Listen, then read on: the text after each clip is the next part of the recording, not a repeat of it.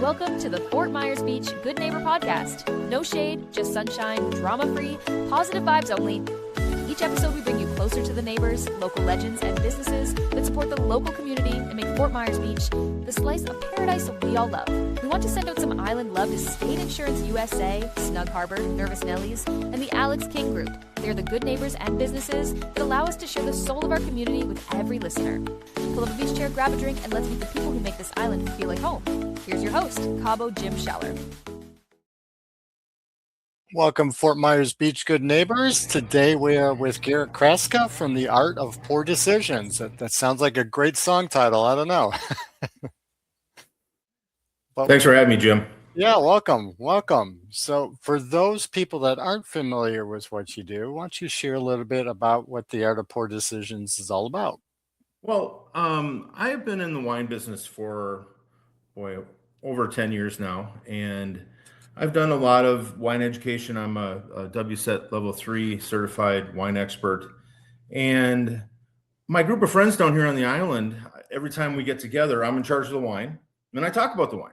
And I got a little nudge from all of them. Hey, you should do this for people. You should do this as a business. So what I do is I put together wine events for people, either private events in their home, where I'm actually going to be partnering very shortly with the Friends of Lovers Key. I'm going to be working with Mentanzas, and I do wine events where they're wine tastings, but they're more than just tasting the wine. It's about experiencing the wine. So I like to call them wine experiences. I tell stories, we have fun. It's very approachable. I can get as geeky as people want, but a lot of times it's just about having fun and telling some stories. And that's all. So you are technically the wine guy, right? I am the wine guy. I'm the wine guy and owner of and founder of The Art of Poor Decisions. That's my business. I love it. So you mentioned you spent the last couple of years, 10 years in the wine business. What were you doing previous? Oh, interesting story. I was a funeral director of all things before that. And one day I was having a kind of a bad day at work, like a lot of funeral directors do. And my dear wife said, you know what, Garrett, we got to figure out something that you can do, have fun doing it, and make a little money. And at the time, I was a wine enthusiast. I wouldn't have called myself a wine expert. And I dove in. I went in and started getting all my certifications that I needed. I worked for Total Wine for a little bit, and then I worked for several distributors up in Minnesota. My last big employment, I worked for Italy, both in Dallas and in Las Vegas. And I taught wine classes at both of those locations. Wow. So you've got quite a bit of experience. It's not just a guy who likes wine and putting it together. You've actually, you've got some history and education behind you. Yeah, and I've been blessed. I've been able to travel all over the world. I've been to Spain, Portugal, France, South Africa, Argentina, California many times, Oregon many times. I've been to most of the major wine producing regions in the world. Interesting. So how does Fort Myers Beach kind of come into the story? How do you end up here? Oh, so we have some dear friends that live down here and moved down here before we did, and we would visit them quite often. And my wife and I would always look around, and every time she was here, she was looking at houses. So we decided to buy on the island. Our intention was that it was going to be our vacation home / retirement home, and we were going to rent it out as a rental for a while. And that was about 6 months before Ian, of course. Timing. Timing. It happened to a lot of people down here, and we made the decision to knock our house down and build up new. And at the time, my wife was transitioning work, and she's able to work mobile. It's easy for the wine guy to pick up and leave. We were living in Las Vegas, and we decided that we were going to move to the island. So back in September, we moved to the island full time. All right. Now you mentioned Vegas. Are you there from there originally? No, originally I'm like a lot of people from the island. I'm from Minnesota. I grew up in the Minneapolis, St. Paul area. My wife is originally from Iowa, and we met in Minneapolis, and then we've been moving around since then. Very nice. Yeah, I'm a Midwestern boy myself, born in Wisconsin, grew up in Illinois. My mom now probably lives close to Minneapolis on the Wisconsin border in a place called Spooner, of all Spooner, I places. know exactly where Spooner is. Yep, Yeah. yep. A lot of you Minnesota people come over there, and That's not to right. complain a lot, That's but right. Sometimes my accent comes out, but I hear it especially comes out when I say Minnesota. yeah, it's I say it like a Minnesota. Minnesota. There we go. So running a business by the beach, sounds like a dream job, right? But I'm sure Yeah. there's challenges. Number one with the hurricane and relocation, but number two with growing a business. Are there certain obstacles that you've kind of overcome that you can look back at now? I made Well, it through. for me, it was just about taking that first step. I was a little nervous. I needed a lot of encouragement. And I'm really in the infancy of this business. I've had only several events that have actually been official art reported decisions events. But right now it's just about getting my name out, making that first step, having the guts to go get the LLC and do all the things that I needed to do to actually be an official business. That was, for me, that was the challenge. And then once I've done that, it's really been exciting. Everything's starting to catch, I'm meeting a lot of people, and I'm really starting to get some traction. So it's pretty exciting. Well, that's what happens when you follow your heart, follow your passion, and do what you love, right? That's right. I won't work a day in my life. I do what I love. I really have a ball when I'm actually in the room with a group of people. It's really joyful for me. Very nice. Very nice. Now, are there certain things, I know you've been part of the community for a little while now. Are there certain things that you find yourself doing to, help out the community or maybe give back to the community? Yeah. And I am my wife is on the board of the Friends of Lovers Key. Okay. And at the last gala, I was actually an auction item. So 3 lucky winners of the auction have an Italian wine tasting hosted by me as their what they were bidding on. So I'm going to be doing that, and then absolutely when the opportunities arise, I'm really starting to get involved with What's Up FMB, and I'm going to be part of probably some of their events. And whenever I get a chance, I'm definitely going to try to pitch in. We absolutely love it here. Absolutely. And it's following your heart, following your passion. But you mentioned, 10 years of experience in the wine industry. I was in the beer industry for a long time. That's changed a lot. What has Oh, it changed in changed the a wine ton. industry? What's trending? What's new? Oh, well, the big thing in the wine industry, it always has peaks and valleys, right? Yeah. For people our age, it took us a long time just to get into wine. And then once we got in, we're all in. And then there was some struggle with the millennials. The millennials and the Gen Zers are maybe a little more health conscious, maybe trying to avoid alcohol a little bit.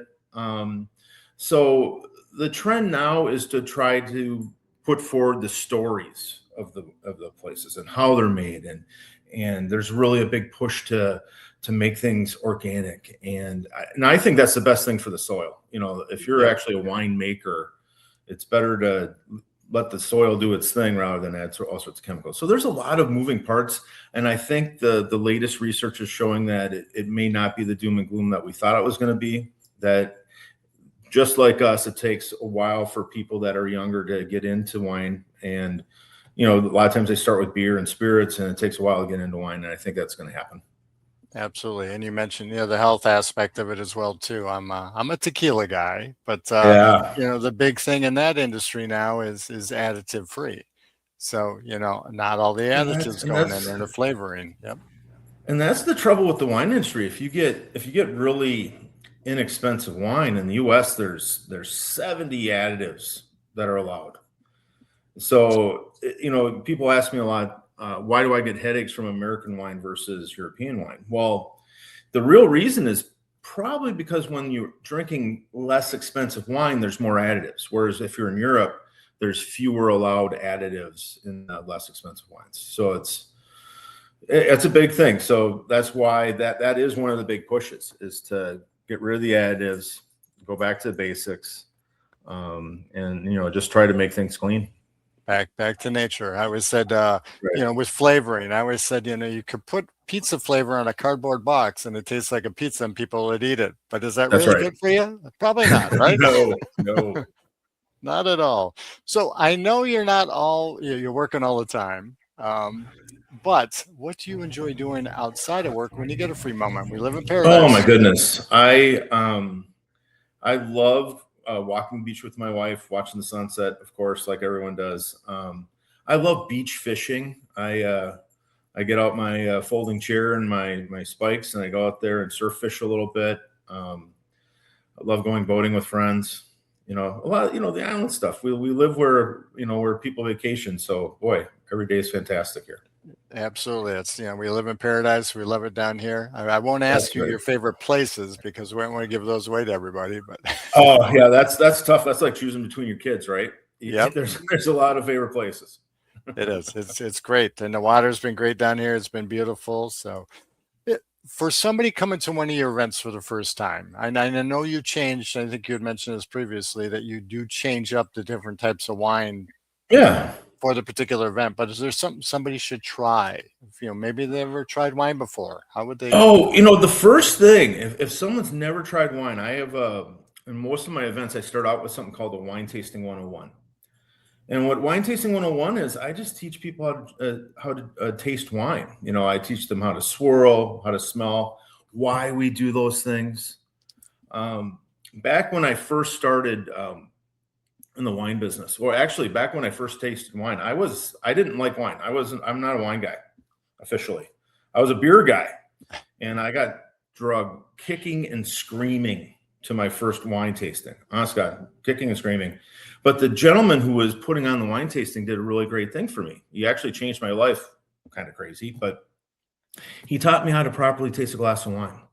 And I swirled and smelled, and I rattled off 5 things that I smelled, and he goes, "That's exactly right." And boom. And then I realized, I've been smelling things all my entire life. I smell my food, I smell my beer. So that was my avenue into wine. And that's what I want to bring to people. People that are intimidated by wine, I want them to, don't be intimidated. My events are fun. You smell what you smell, you taste what you taste. There's no snobbery. And I just want to introduce people to the joy of wine that I have. And if I can do that once in a while at these events, that's what I want people to get out of it. So if this is the first thing, to answer your question, if there's something that someone can do or want them to try, I just want them to taste all the wine they can. If you're walking through a grocery store and they have a free tasting, taste it. What's it? You don't have to buy it. Just taste it, and that's how you find out what you like. So if you're asking me what my favorite wine right now is, well, I really love the wines from Sicily around Mount Etna right now. Those are my favorite wines, the Etna Rosso and the Etna Bianco. See, and again, going back to that, I was a beer guy, so I was a beer guy for many years. But back in the day, the thinking was, I open that bottle of beer, I know what's in that bottle. It doesn't change. With wine, it can have several variations depending on a lot of different things, right? Oh yeah, Wine is fascinating. You take the same grape and grow it sometimes even across the street. One side it's up on a hill, one side it's on the valley floor. Exact same grape. It's going to taste different, and it doesn't seem like it would, but a roadway apart, the wine can taste different just based on where it's grown. Absolutely. And again, referencing beer, because that's what I sold for a long time, we got involved in a lot of the craft beer, and that changed people's palates as well too, and converted people into other things, the wine, the liquors.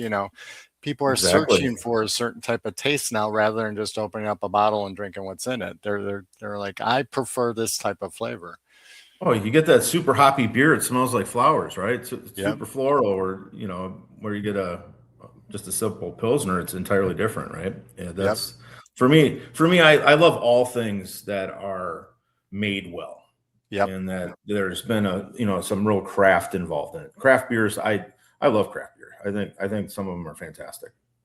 Yep. And I would say, spend a couple extra dollars and get some that's good for you, right? Actually. That's right. Right. I mean, holy cow, you spend $5 extra on a 6-pack, you're going to get a much better beer. Yeah. Same thing with a bottle of wine, Same thing with a bottle of wine. Same thing with a bottle of wine. But price doesn't always indicate it. And that's one of the things I try to bring. Sometimes finding a wine from a region that us Americans don't know about, that there isn't a huge demand for. Sometimes you can find really fantastic, inexpensive wines there just because the country of origin or the place of origin is trying to introduce them into the market. And until we us as Americans figure it out, those wines typically are a little less expensive, still very high quality. So that's part of the fun of wine, is you try to track down those hidden gems, and that's one of those things I try to bring to people also. And that's why people need to come out to one of your events and check it out and be educated and learn a little bit more. Yeah. So speaking of that's which, what I hope. Speaking of which, how would people go about contacting you to? Well, I do have a website, and it is The Art of Poor Decisions, SWFL.com. And it's decisions with an S, southwestflorida.com. That's my website. I also have a Facebook page. You just put in The Art of Poor Decisions on your Facebook browser, and you're going to be able to find me. And I have a TikTok page also. And right now on my Facebook and other things, I'm putting out my wine of the week. Again, this is one of those things I was nudged into by my friends, something I did about a decade ago. And I've had my first official wine of the week just came out this week. So, and that's on my Facebook page. Very nice. Very nice. So most of your events are private, right? But you do have some public events. I think you got something going on in Matanzas. Yeah, Matanzas on May 20th. So next week, we have a Wednesday night wine tasting at Matanzas.